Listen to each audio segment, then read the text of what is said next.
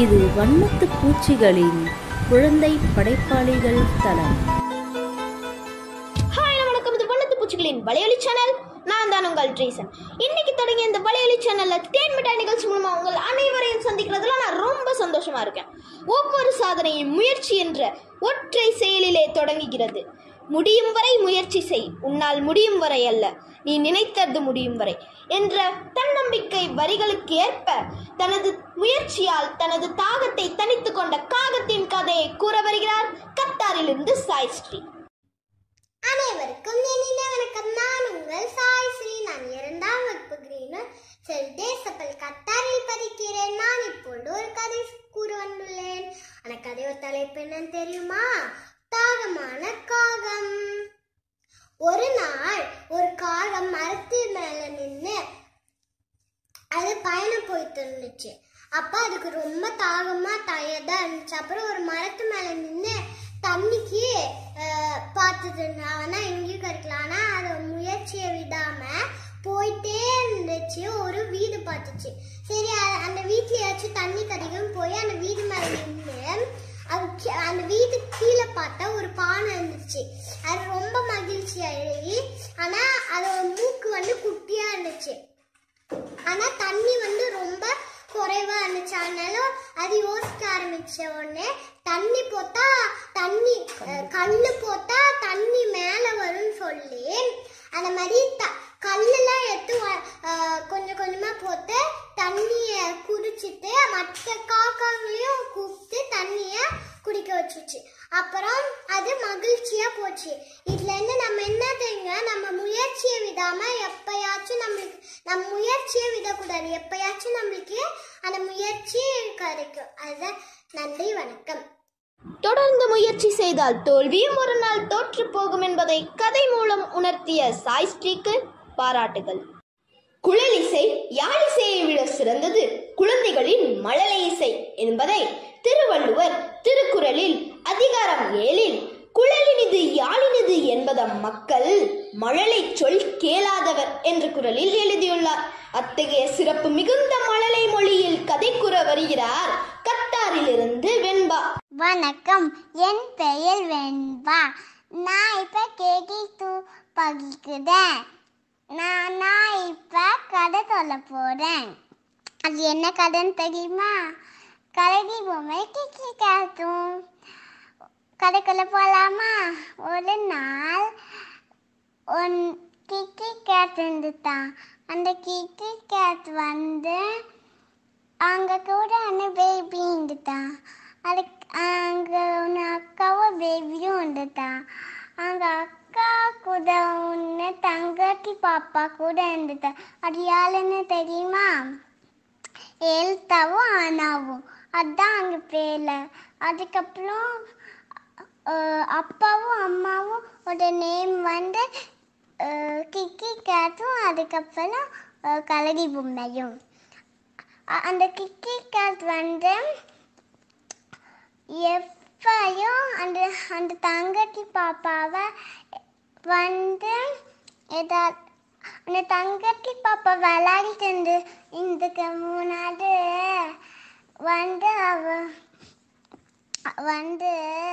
உன்னை தாத்தா கேட்டுட்டு அங்க வீட்டுக்கு கிட்ட. அதுக்கப்புறம் அதுக்கப்புறம் அந்த பையன் வந்தானா. அவன் பேரு அந்த பையன் பேரு என்னன்னு தெரியுமா? அவன் பேரு ஆகியா.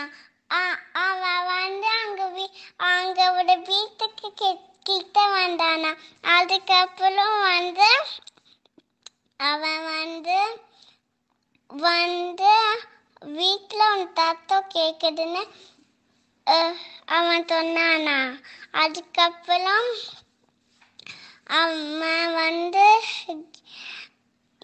அவ நம்ம வீட்டுக்கு போலான்னு சொல்லிட்டு போனானா. அதுக்கப்புறம் அடுத்த நாள் காலையில அந்த பேபியும், அதுக்கப்புறம் அந்த அக்காவும், அதுக்கப்புறம் கிக்கி கேட்டும், அதுக்கப்புறம் கிரிக்கெட்டு அதுக்கப்புறம் கலடி பொம்மை போனதா வெளியில. அதுக்கப்புறம் எல்லாரும் போனாங்க. அதுக்கப்புறம் அந்த ஆடி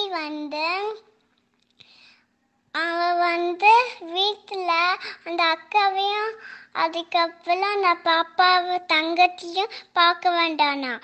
அதுக்கப்புறம் அவங்க இல்லையா. அதுக்கப்புறம் அவன் வீட்டுக்கு போயிட்டானா. அதுக்கப்புறம் எல்லாரும் வீட்டுக்கு தூங்கி சாப்பிட்டுட்டு தூங்கிட்டாங்க. இதுதான் கதை. நன்றி, வணக்கம். தனது மழலை மொழியால் கதை கூறி நம்மை மகிழ்வித்த வெண்பாவிற்கு வாழ்த்துகளும் பாராட்டுகளும். அடுத்ததாக, பிறருக்கு செய்யும் நன்மை தீமைகள் பின்பு நமக்கே வரும். அதாவது பிறருக்கு துன்பம் ஏற்படும் அளவிற்கு தீமைகளை செய்தால் அதன் பலன் உடனே நம்மை வந்து சேரும். அதனைப் போலவே பிறருக்கு இன்பம் வரும் வகையில் நன்மை செய்தாலும் அதன் பலன் நம்மை வந்து அடையும் என்ற கருத்தை உணர்த்தும் வகையில் கதை கூற வருகிறார் திருச்சியிலிருந்து பபிதாளினி. வணக்கம், நான் தான் உங்கள் காசே பபிதாளினி, திருச்சியிலிருந்து.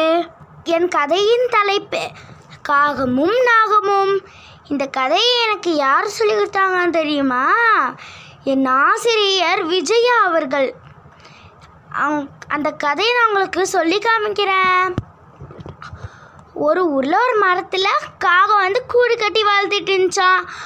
அப்போ அந்த காகம் தினமும் ஒவ்வொரு தடவை அதோட சாப்பாடு தேடி போகுமா. அப்போது டெய்லியுமே ஒரு பாம்பு அதோட முட்டையை உடச்சிக்கிட்டே இருக்குமா. அந்த காகம் பார்த்து ரொம்ப சோகமாயிருச்சான். அந்த பார்த்த காகம், நம்ம ஃப்ரெண்டு நறுக்கிட்ட போய் கேட்போம், அப்போ அந்த பாம்பை என்ன செய்யிருக்கு அப்படின்னு கேட்டுச்சான். அப்படின்னு சொல்லி நறுக்கிட்ட போய் கேட்டப்போ, நரியே என்னோட கூட்டுக்கு ஒரு கொடிய பாம்பு வருது, அதை அழிக்கிறதுக்கு ஒரு வழி சொல்லு அப்படின்னு அந்த காகம் கேட்டுச்சான். சரி சொல்கிறேன். இளவரசியோட ரொம்ப விலை ஜாஸ்தியான ஏதாச்சும் ஒரு பொருள் எடுத்து ஒரு கூட்டில் போடு அப்படின்னு அந்த நரி சொல்லிச்சான். சரி, அப்படி போட்டால் என்ன நடக்கும் அப்படின்னு கேட்டுச்சான். அப்போ அந்த நரி சொல்லிச்சான், நீ ஃபஸ்ட்டு போடு, அதுக்கப்புறம் என்ன நடக்கும்னு நீனே பாரு அப்படின்னு சொல்லிச்சான். சரி அப்படின்னு சொல்லி அடுத்த நாள் காலையில் இளவரசியும் அவங்க தோழியும் குளத்தில் குளிச்சுட்டு இருக்கும்போது அவங்களோட முத்து மாலையை வெளில அவுத்து வச்சுருந்தாங்களாம். அதை பார்த்த காகம் அந்த முத்து மாலையை எடுத்துகிட்டு போகும்போது அந்த இளவரசியை பார்த்துட்டாங்களாம். இளவரசி சிப்பாய்களே அந்த காகத்தை பிடிங்கள் அப்படின்னு சொன்னாங்களாம். சிப்பாய்களும் அந்த காகத்தை துரத்திட்டு போனாங்களாம். அந்த காகம் அதோட கூட்டில் அந்த முத்து மாலையை போட்டுட்டு அது போய் ஒழிஞ்சிட்டு என்ன தான் நடக்குதுன்னு பார்த்துச்சான். அப்போ அந்த பாம்பு அதோட முட்டையை உடச்சிட்டு இருந்ததை அந்த சிப்பாய்கள் பார்த்துச்சான். அது பாம்பு இருக்கே அப்படின்னு சொல்லி அந்த பாம்பை அந்த ஆயுதத்தை வச்சு குத்தி கொன்னுட்டாங்களாம். அதுக்கப்புறம் அவங்களோட முத்து மாலையை எடுத்துகிட்டு போய் இளவரசிக்கிட்ட கொடுத்துட்டாங்களாம். இப்போ இந்த கதையிலேருந்து நம்மளுக்கு என்ன புரிஞ்சிருக்கு? மற்றவங்களுக்கு தீங்கு செய்தால் அதே அந்த தீங்கே நம்மளுக்கு வரும். நன்றி, வணக்கம். முற்பகல் செய்யும் பிற்பகல் விளையும் என்ற கொன்றை வேந்தனின் வரிகளை கதை மூலம் உணர்த்திய பபிதாளினிக்கு பாராட்டுகள். அடுத்ததாக, வாய்ப்பு வரும் வரை காத்திருக்காமல் வாய்ப்பை உருவாக்குபவனே புத்திசாலி. அப்படிப்பட்ட வாய்ப்பை உருவாக்கி தீவுக்குள் சென்று பழங்களை உண்ட புத்திசாலி முயலின் கதையை கூற வருகிறார் கத்தாரிலிருந்து சாய்ஸ்ரீ. அனைவருக்கும் வணக்கம். நான் உங்கள் சாய்ஸ்ரீ. நான் 2ஆம் வகுப்பு கிரீனர் சர்வதேசப்பள்ளி கத்தாரில் படிக்கிறேன். நான் இப்பொழுது ஒரு கதை கூற வந்துள்ளேன். அந்த கதையோட தலைப்பு என்னன்னு தெரியுமா? புத்திசாலியான முயல். அதுல முயல் என்ன பண்ணுச்சு? இந்த கதைக்குள்ள போய் பார்ப்போமா? ஒரு நாள் ஒரு அழகான தீவு இருந்துச்சு. அந்த தீவு கதன்னு போகணுமா, அங்க நிறைய முதலைகள் இருக்கும். அத கதன்னுதான் தீவுல நிறைய செடி கொடிகள், பழங்கள், அப்புறம் காய்கறிகள் எல்லாமே இருந்துச்சா. அங்க இருந்த விலங்குகள் எல்லாரும் அதை சாப்பிடணும்னு ஆசையாவே இருந்துச்சு. அப்புறம் ஒரு நாள் ஒரு முயல் வந்துச்சு. அதுதான் இந்த அழகான தீவு, நான் காய்கறி எல்லாத்தையும் சாப்பிடணும்னு ஆசைப்பட்டுச்சு. ஆனா அதை கடந்து போக முதலைகள் இருக்கே, எப்படி கடந்து போறேன்னு யோசிச்சு. அப்புறம் அதுக்கு ஒரு ஐடியா வந்துச்சு. அடுத்த நாள் காலையில வந்துச்சு. அப்புறம் எல்லா முதலைகளையும் கூத்து முதலைகள்லாம் யோசிச்சு, அதான் யாரு நம்மளை இப்படி எதிர்த்து கூப்பிடுறதுன்னு போய் பார்த்தா ஒரு முயல் இருந்துச்சு. அப்ப அந்த முயல் சொன்னது, நான் தீவுக்குள்ள போனோம், ராஜா என்ன ஒரு பெரிய போட்டி நடத்தியிருக்காங்க, அதுல நான் போய் அவர்கிட்ட சம்மதம் வாங்கியிருக்கேன். இந்த மாதிரி சொன்னாங்க ராஜா, இந்த காத்தோட ராஜா, இந்த தீவோட ராஜா, இந்த மாதிரி நீ எத்தனை முதலைகள் இருக்குன்னு எண்ணிட்டு வா, அப்ப உனக்கு ஒரு பெரிய பரிசு தருவேன்னு அப்புறம் சொல்லிச்சு. அப்புறம் முதலைகள் எப்படி எங்களெல்லாம் கவுண்ட் பண்ணுவேன்னு கேட்டுச்சு.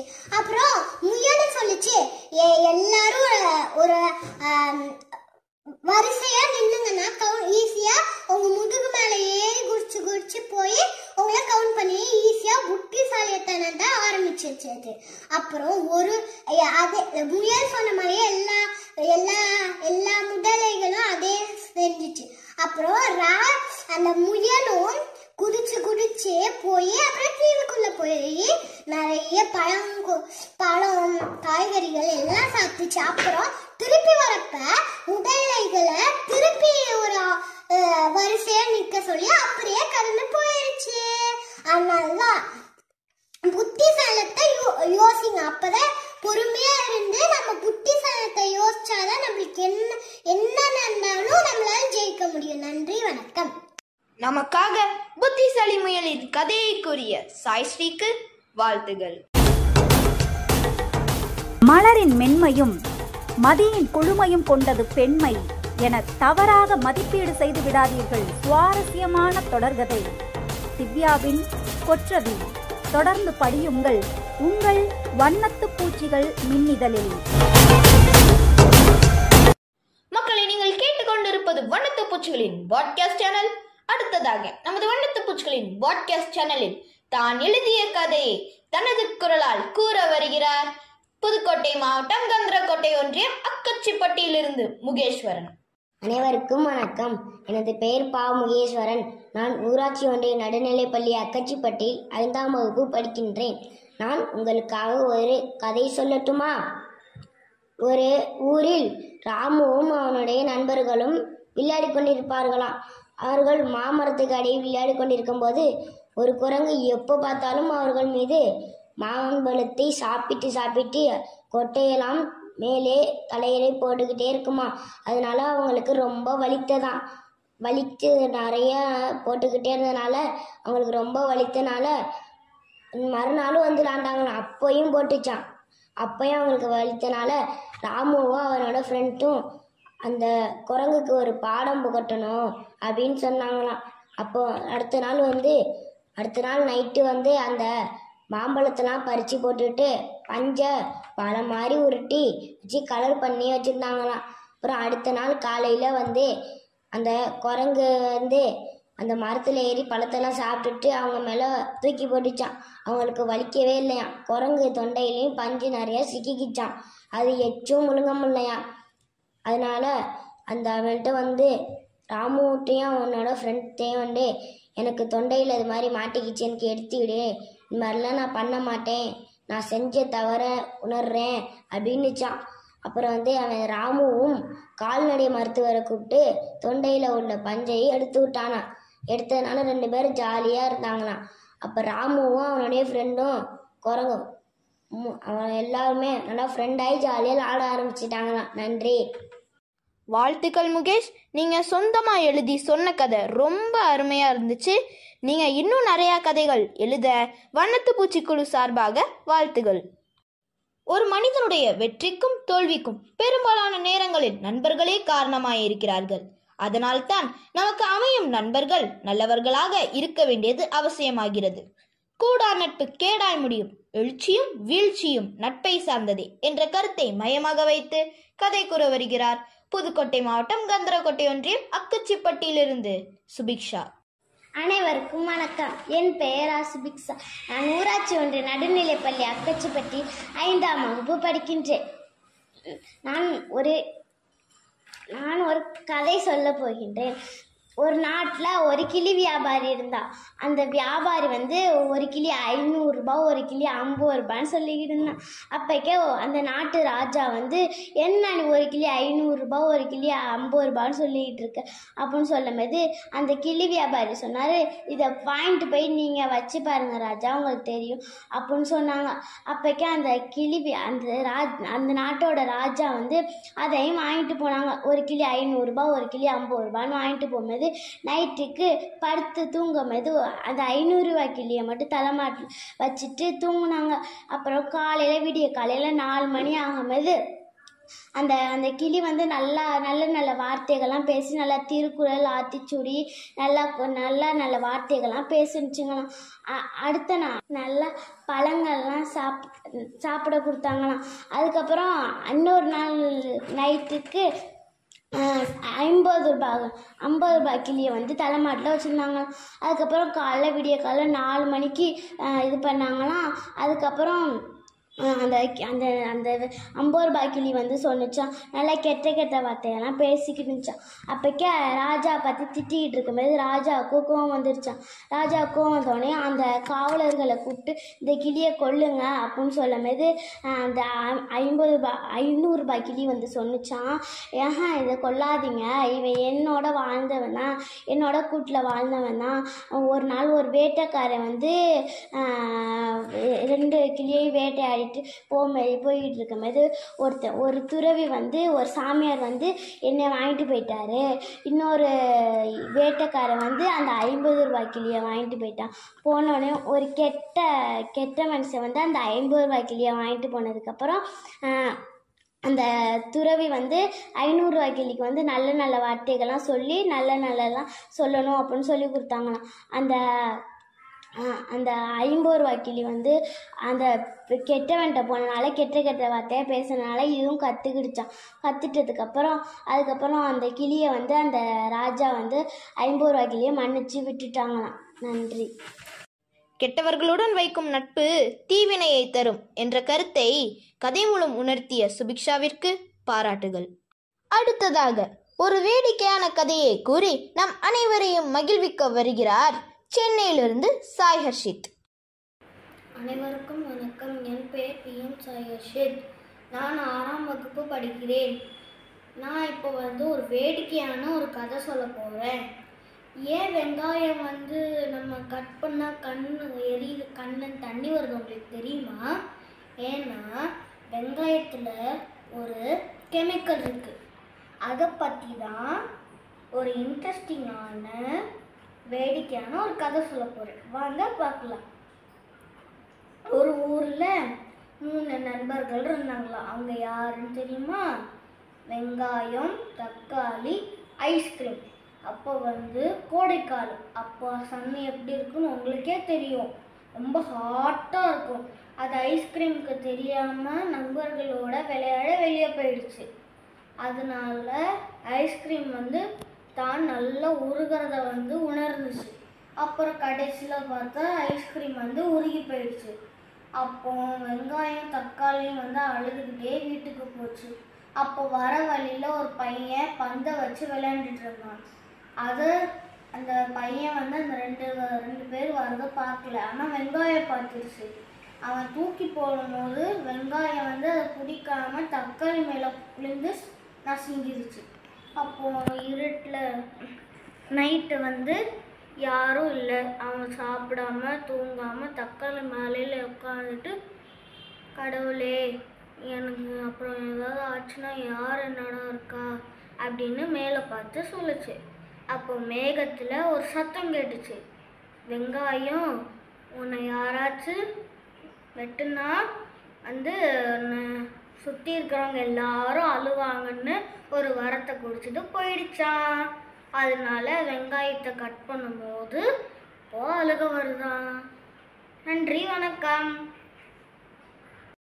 வெங்காயத்தை உரிக்காமல் தன் கதை மூலம் நம் கண்களிலிருந்து கண்ணீரை வர வைத்த சாய் ஹர்ஷித்துக்கு வண்ணத்து பூச்சி குழுவின் சார்பாக வாழ்த்துகளும் பாராட்டுகளும். பெண்ணினத்தின் பிரதிநிதியாய் பெண்மையின் பெருமையை சொல்ல வருகிறாள் கொற்றவி. யார் அந்த கொற்றவி? அறிந்து கொள்ள படியுங்கள் கொற்றவி தொடர்கதை திவ்யாவின் கொற்றவி. தொடர்ந்து படியுங்கள் உங்கள் வண்ணத்து பூச்சிகள் மின்னிதழில். மக்களே, நீங்கள் கேட்டுக்கொண்டிருப்பது வண்ணத்து பூச்சிகளின் பாட்காஸ்ட் சேனல். அடுத்ததாக நமது வண்ணத்து பூச்சிகளின் பாட்காஸ்ட் சேனலில் குட்டி புலி குட்டி யானையின் கதையை கூற வருகிறார் புதுக்கோட்டை மாவட்டம் கந்தரகோட்டை ஒன்றியம் அக்கச்சிப்பட்டியிலிருந்து ராஜஸ்ரீ. அனைவருக்கும் வணக்கம். என் பெயர் ராஜஸ்ரீ. நான் 5ஆம் வகுப்பு படிக்கின்றேன். நான் பேச போகிற கதை ஒரு குட்டி புலி மற்றும் ஒரு யானை. ரெண்டு குட்டி விலங்குகள் வாழ்ந்து வந்தது. ஒரு குட்டி யானை குட்டி, ஒரு குட்டி புலிக்குட்டி.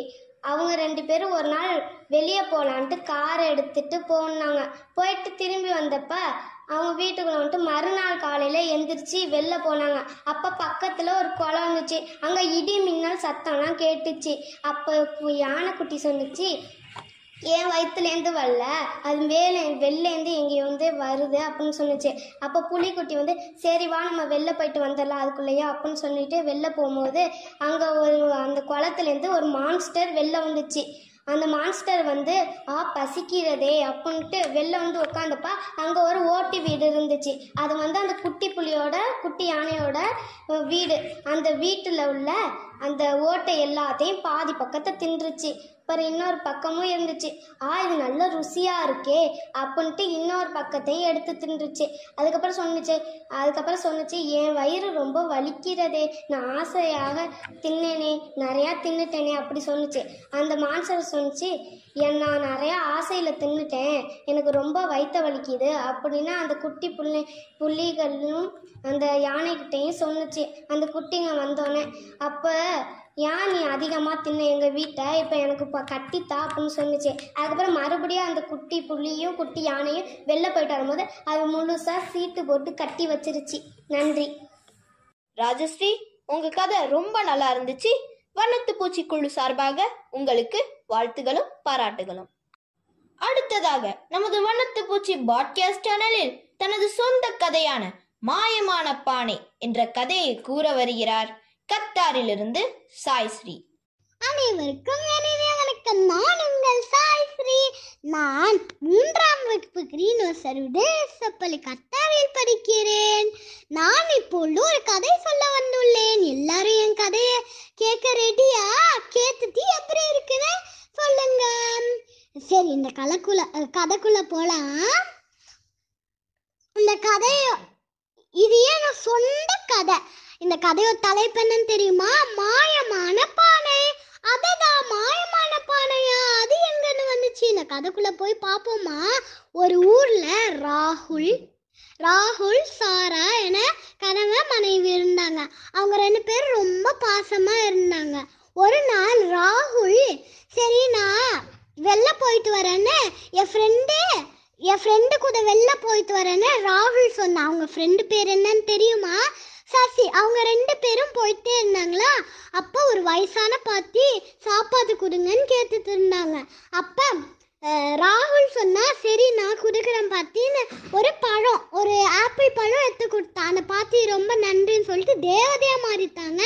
அப்புறம் அவனுக்கு ஒரு தங்கமான பானை கொடுத்தாங்க. அதுதான் அந்த மாயமான பானை. ராகுலும் சசியும் ராகுல் சந்தோஷமா வீட்டுக்கு போயிட்டான். அப்புறம் அவன் மனைவி கிட்ட இந்த தங்கமான மாயமான பானையை காத்துனான். அப்ப சாரா அவன மனைவி சொன்னா, எங்க இருந்து கண்டுபிடிச்சிங்கன்னு. அப்புறம் அந்த ராகுல் சொன்னா, நான் ஒரு தேவதை கிட்ட இருந்து கண்டுபிடிச்சேன். அதில் ஒரு காயின் போட்டாங்க. அவங்க சாராவும் அப்புறம் ராகுலும் காயின் போட்டு நிறைய காயின் வந்துச்சு. அப்படியே போட்டுட்டே இருந்தாங்க. அவங்க ரிச் ஆயிட்டாங்க. அப்புறம் ராகுலோட ஃப்ரெண்டு சசி ரொம்ப பேராசைப்பட்டா, என்ன இவங்க ரொம்ப ரிச் ஆயிட்டாங்கன்னு. சரி, நைட்டில் அவன் போய் அந்த பானையை திருத்திட்டு வந்துட்டான். அப்புறம் எங்கே தான் தேடினாங்க. அப்புறம் சாராவும் ராகுலும் பார்த்துட்டே இருந்தாங்க அவன் திருநதை. சரி, ஒரு ஒரு ஃபேக்கான ஒரு பானை வாங்கிட்டு வச்சுக்கலாம். எதுவுமே ஒரு காயின் போட்டாலும் மேஜிக்காக வருது. ஒரு தங்கமான சும்மா ஒரு ஃபேக்கான பானையை வாங்கி வச்சுட்டு இங்கே வச்சுக்கலாம், அவன் திருப்பி நம்ம பானையை கொடுப்பாங்கன்னு 2 பேரும் ஒரே புத்திசாலியாக யோசிச்சாங்க. அப்புறம் திருப்பி நைட்டில் அந்த பேராசை பிடிச்ச ராகுலோட ஃப்ரெண்டு சசி என்ன திருப்பி ஒரு தங்கமான பானை வாங்கியிருக்காங்க, ஒரு வேளை நிறைய ஒர்க் ஆகும் போல, நம்ம இதை வச்சுட்டா அதை எடுத்துக்கலாம். திருப்பி அந்த ராகுலும் கனவு ராகுலுக்கும் சாராவுக்கும் திருப்பி அவங்களோட பழைய தங்கமான மாயமான பானை கிடைச்சிருச்சு. அதுக்குதான் இல்லைன்னு என்ன தெரிஞ்சுக்கிறோம், யாராச்சும் நம்ம கிட்ட பேராசைப்பட்டு திருதுனா நம்ம புத்திசாலியா ஃபர்ஸ்ட் நிதானமா யோசிச்சுதான் அப்புறம் நம்ம அவங்க கிட்ட இருந்து ஏதாச்சும் புத்திசாலியா யோசிச்சு செய்யணும். அதனாலதான் எப்பயும் நம்ம பேராசை பிடிக்க கூடாது. நம்ம கிட்ட இருக்கிறத வச்சுக்கிட்டு நம்ம சந்தோஷமா வாழணும். நன்றி, வணக்கம். மக்களை, நீங்கள் கேட்டுக்கொண்டிருப்பது வண்ணத்து பூச்சிகளின் பாட்காஸ்ட் சேனல். இந்த சின்னஞ்சிறு வயதிலேயே சொந்தமாக கதை எழுதி தனது மழலை குரலில் கதை சொல்லி நம் அனைவரையும் மகிழ்வித்த சாய்ஸ்ரீக்கு நமது வண்ணத்து பூச்சி குழுவின் சார்பாக வாழ்த்துகளும் பாராட்டுகளும். அடுத்ததாக நமது வண்ணத்து பூச்சிகளின் பாட்காஸ்ட் சேனலில் பாசமிகு பசுவின் கதையை கூற வருகிறார் புதுக்கோட்டை மாவட்டம் கந்தரக்கோட்டை ஒன்றியம் அக்கச்சிப்பட்டியிலிருந்து முகேஸ்வரன். அனைவருக்கும் வணக்கம். எனது பெயர் பா. முகேஸ்வரன். நான் ஊராட்சி ஒன்றிய நடுநிலைப்பள்ளி அக்கச்சிப்பட்டியில் 5ஆம் வகுப்பு படிக்கின்றேன். நான் உங்களுக்காக ஒரு கதை சொல்ல போகிறேன். ஒரு ஊரில் ஒரு பையனும் அவன் அப்பாவும் அவனுடைய அம்மாவும் இருந்தார்களாம். அவர்கள் ரொம்ப ஏழையாம். அவர்களுக்கு ஒரே ஒரு குடிசை வீடு மட்டும்தான் இருந்துதான். அவர்கள் ஒரு மாடு வளர்த்தார்களாம். அது நிறைய லிட்டர் பால் கொடுக்கறதுல தான் அவங்க நிறைய காசு சம்பாதிக்கிறாங்களாம். அதில் 2-3 நாளாக அது கொஞ்சம் லிட்டர் தான் பால் கொடுத்துச்சான். அதனால அந்த பாலை விற்று காசு வாங்கிக்கிட்டாங்களாம். அந்த காசு விற்றுனவங்கிட்ட கொடுத்த உடனே அவங்க அந்த மாடு கொஞ்சம் தான் பால் தருதுன்னு போட்டு துன்பப்படுத்தி அடித்தாங்களாம். அதனால் அவங்க மாடு கொடுத்தவங்க கேட்டாங்கன்னா, எதுக்கு என்னோட மாடு அடிக்கிறேன்னு கேட்டாங்களாம். அதுக்கு வாங்கினவங்க சொன்னாங்கன்னா, இது ஒன்றும் மாடு இல்லையே, நான் தானே காசு கொடுத்து வாங்கினேன், இதுமாரி இது ஏன் மாடு தான் அப்படின்னு சொன்னாங்களாம். அதனால் அந்த கொடுத்த காசை அவங்களே கொடுத்துட்டு மாடை திருப்பியும் வாங்கிட்டு வந்தாங்களாம். அவங்களுக்கு நிறைய லிட்டரு பால் கொடுத்துச்சான் அந்த மாடு. அப்புறம் நல்லா சந்தோஷமா வாழ்ந்து வந்தாங்களாம். நன்றி. நாம் வளர்க்கும் செல்ல பிராணிகளுக்கும் நம் மீது பாசம் உண்டு என்ற கருத்தை கதை மூலம் உணர்த்திய முகேஸ்வரனுக்கு வனத்து பூச்சிக்குழுவின் சார்பாக வாழ்த்துகளும் பாராட்டுகளும். உருவத்தில் பெரியவர் சிறியவர் என்ற வேறுபாடு கிடையாது. பிற நன்மையை துன்புறுத்தும் போது நமக்கு எப்படி வலி ஏற்படுகிறதோ அதுபோலத்தான் நாம் பிறரை துன்புறுத்தும் போது அவர்களுக்கும் வலி ஏற்படும் என்ற கருத்தை கதை மூலம் கூற வருகிறார் சென்னையிலிருந்து சாய் ஹர்ஷித். அனைவருக்கும் வணக்கம். என் பெயர் PM சாய் ஹர்ஷித். நான் 6ஆம் வகுப்பு படிக்கிறேன். இப்போ நான் உங்களுக்கு ஒரு க்யூட்டான ஒரு கதை சொல்ல போகிறேன். ஒரு காட்டில் யானை கூட்டமும் எறும்பு கூட்டமும் இருந்துச்சா. அதில் ஒரு யானை எறும்பு பொத்தை வேணும்னே மிதிச்சுட்டு போயிருக்கா. அப்போது எறும்பு ஒன்றுன்னா இறந்து போயிருக்கு. அப்போது அந்த எறும்பு இந்த யானைக்கு நம்ம ஒரு சரியான பாடத்தை கற்றுக் கொடுக்கணும்னு அந்த ஒரு நாள் யானை வாழைப்பழ இலையை சாப்பிட்டுட்டு இருந்துச்சு. அப்போது அந்த எறும்பு மேலே ஏறி அங்கன்னு கடிச்சு வச்சுச்சு. அப்போது யானை வழியில் பெருசாக கத்துச்சு. அப்போ அந்த காடே அதிர்ந்துச்சுதான். அப்போது அந்த எறும்பெல்லாம் பொத்துன்னு கீழே விழுந்துச்சு. அப்போது அந்த எறும்பு யானைகிட்ட சொல்லுது, உருவத்தில் சின்னதோ பெருசு எதுவுமே கிடையாது. உனக்கு வலிச்சிருந்த மாதிரி தானே எங்களுக்கும் வலிச்சிருக்கும். அதனால இனிமேல் யாரையும் இப்படி பண்ணக்கூடாது, புரிஞ்சிச்சா? நன்றி, வணக்கம். மற்றவர்களை துன்புறுத்தக்கூடாது என்ற கருத்தை கதை மூலம் உணர்த்திய சாய் ஹர்ஷித்துக்கு வனத்து பூச்சிக்குழுவின் சார்பாக வாழ்த்துகளும் பாராட்டுகளும்.